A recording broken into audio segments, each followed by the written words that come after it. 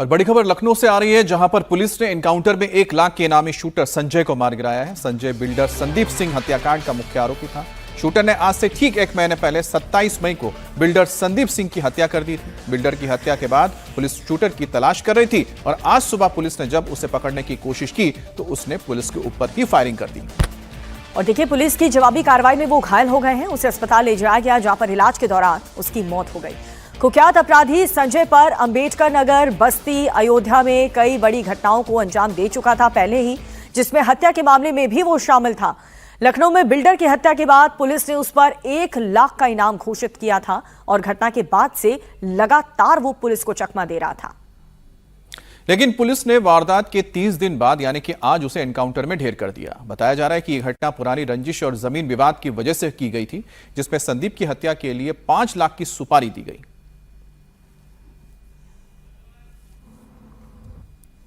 जिसमें आज सुबह स्पेसिफिक सूचना प्राप्त हुई थी कि संजय बीबीडी थाना क्षेत्र अंतर्गत आया हुआ है और उसके मूवमेंट की सूचना पे पुलिस द्वारा घेराबंदी करने का प्रयास किया गया।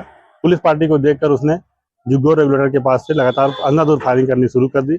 उसकी फायरिंग से बचाव करते हुए पुलिस पार्टी द्वारा जवाबी कार्रवाई में फायरिंग की गई, जिसमें संजीव घायल हुआ, जिसे उपचार के लिए राममनोहर लोहिया अस्पताल ले जाया गया, जहाँ उसकी मृत्यु हो गई। अब पुलिस एनकाउंटर में 1 लाख का इनामी शूटर संजय है कौन, उसकी क्राइम कुंडली भी हम आपको बताते हैं। दरअसल शूटर संजय यूपी का खूंखार अपराधी था। खान मुबारक गैंग से वो जुड़ा हुआ था और खुले आम वारदात को बेखौफ अंजाम दिया करता था। वो हत्या की सुपारी लेता है, जिसकी सुपारी लेता था उसे खत्म करके ही मानता था। बिल्डर संदीप की भी उसने 5 लाख की सुपारी ली थी। अंबेडकर नगर, बस्ती, अयोध्या में उसने कई वारदात को अंजाम दिया है। अब उसके खिलाफ कई थानों में आपराधिक मुकदमे दर्ज थे। वो पुलिस के लिए चुनौती बना हुआ था, जिसे आजाद पुलिस ने एनकाउंटर में मार गिराया। और हमारे साथ संवाददाता रुचि कुमार जुड़ गई हैं। रुचि, ये पुलिस के लिए कितनी बड़ी कामयाबी थी, और या फिर यूं कहें कि 1 महीने तक ये पुलिस को छकाता रहा?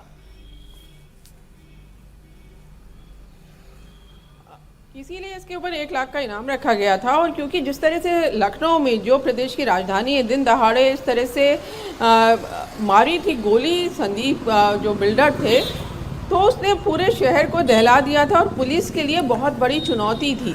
पुलिस इसके पहले इसमें एक आदमी को, गंगाराम को गिरफ्तार कर चुकी थी और गंगाराम से पूछताछ में इसका नाम आया था और संजय का। उसके बाद पुलिस ने इसकी घेराबंदी की। अब कितना बड़ा ये क्रिमिनल था आप समझ सकते हैं कि जिस गैंग का ये मेंबर रह चुका था खान मुबारक जो है, कहा जाता है कि छोटा राजन के लिए काम करता था।